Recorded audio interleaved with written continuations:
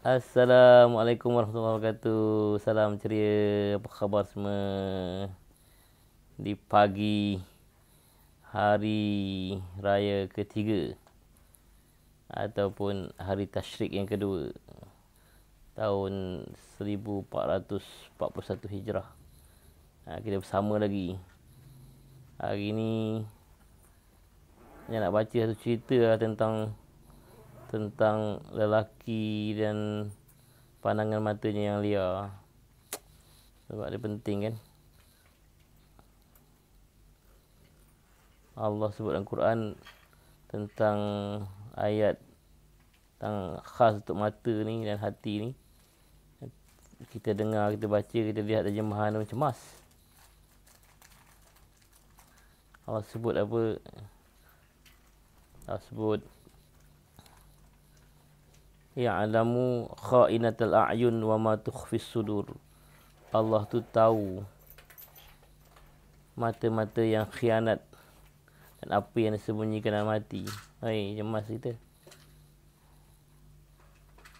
Itu ada cerita seorang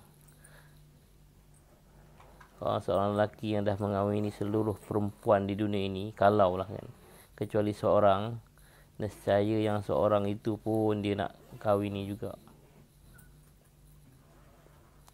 Kata seorang lelaki, aku heran dengan isteriku.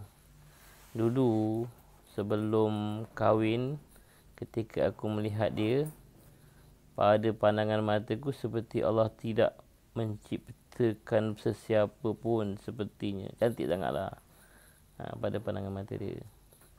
Ketika aku bertunang dengannya, aku dapati ramai pula sepertinya. Tunang, nampak macam ramai je macam muka dia ni. Ketika aku mengkahwininya, aku dapati ramai pula yang lebih cantik daripadanya. Masalah tu, kahwin nampak orang perempuan lain lebih cantik lah. Ramai lebih cantik daripada dia. Selepas beberapa tahun perkahwinan kami, aku dapati semua perempuan lain lebih indah daripada isteriku. Maka berkatalah Syekh tu, inginkah kau aku khabarkan apa yang lebih dahsyat daripada itu?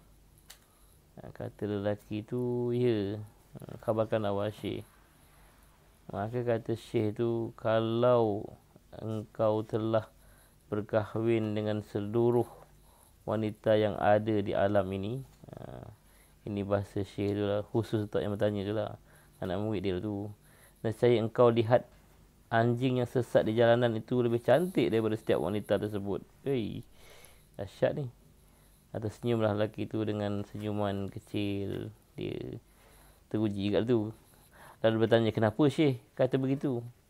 Kata Syekh tu, kerana yang jadi masalahnya, yang muskilah itu, yang jadi masalah tu bukan pada isterimu, tapi pada manusia yang kalau telah diberi hati yang tamak dan pandangan yang liar, dan ditambah lagi dengan tidak malu kepada Allah, maka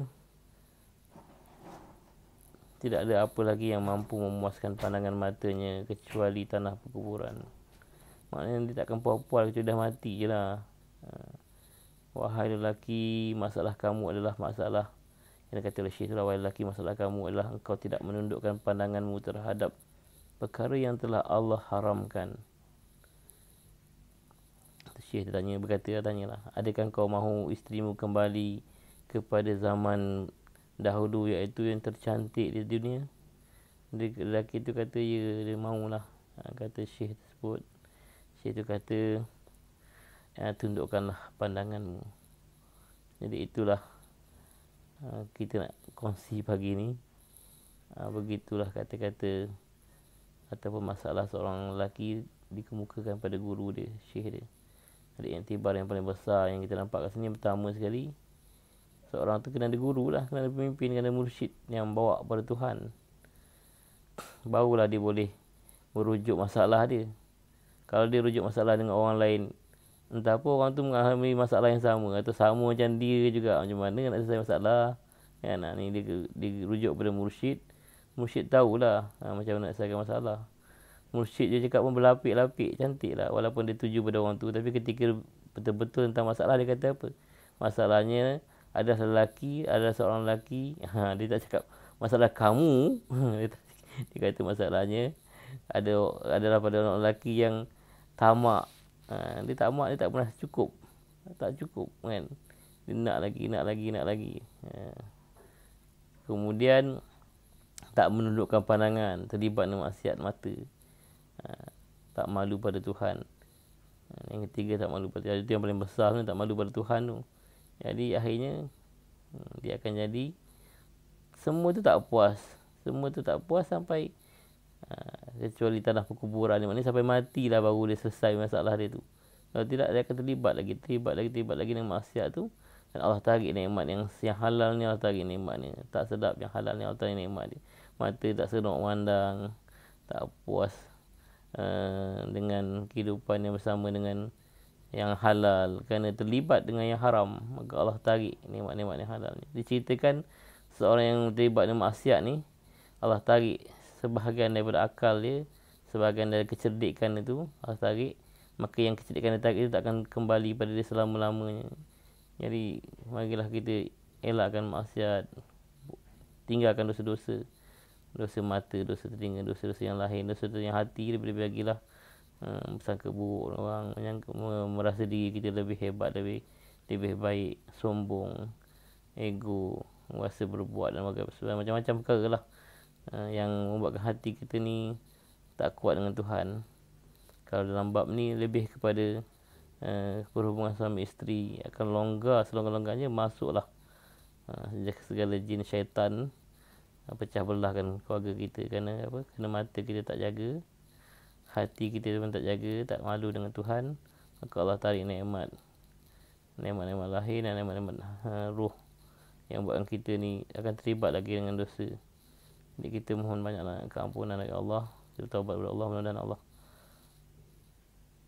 selamatkan kita di dunia, selamatkan kita akhirat. Mudah-mudahan dengan hari-hari korban ni kita korbankanlah segala perasaan-perasaan kita yang tak betul tu. Kita korbankan perasaan kita tu, kita tekan-tekan perasaan yang negatif tu untuk kembali kepada Allah SWT, untuk selamat dunia, selamat akhirat. Itu saja dari saya. Apa maaf. Wabihi Allah Alam. Menyebut lagi untuk pelanggan-pelanggan video Anjang yang lama ni, dah bertahun-tahun Anjang buat ni, nak beritahu sejak Anjang balik ke Malaysia pada bulan 3 gitu, sebab ada surat jemputan ataupun surat tawaran untuk ada lebih kepada permohonan asalnya lah. Kemudian dipanggil untuk temu duga tauliah negeri Melaka. Anjang balik ke Malaysia. Bila balik ke Malaysia, berlaku PKP. Jadi sejak bulan 3 dah itu tak balik lagi ke Jordan dan tak pergi dah ke Saudi dan di luar negara lah, banyak di dalam negara. Jadi kuranglah berjalan. Jadi Anjang mau travelog pun kuranglah menceritakan pengalaman di luar negara. Cuma nak maklumkan pada pembaca ataupun pembaca blog Anjang Muar.com dan juga yang biasa mengikuti video-video dari channel Ibn Ta'ad. Anjang dah buat satu channel baru, betul-betul ikut nama blog lah, Anjang Muar, iaitu blog ataupun video-video di YouTube tu lah, vlog Anjang Muar. Jadi minta siapa-siapa subscriber lah di kalangan di dalam Ibn Ta'ad ni, tolong subscribe di Anjang Muar lah, sebab banyak video yang baru Anjang uploadkan di Anjang Muar, di channel Anjang Muar. Itu saja pengumuman sebenarnya PKP. Sekarang menunggu flight. Kalau dia buka flight ke Jordan, insyaAllah kita Anjang ke Jordan dan singgah Dubai dahulu. Okey, terima kasih kerana mendengar pengumuman ini, dan jangan lupa subscribe channel Anjang Muar. Wallahu a'lam.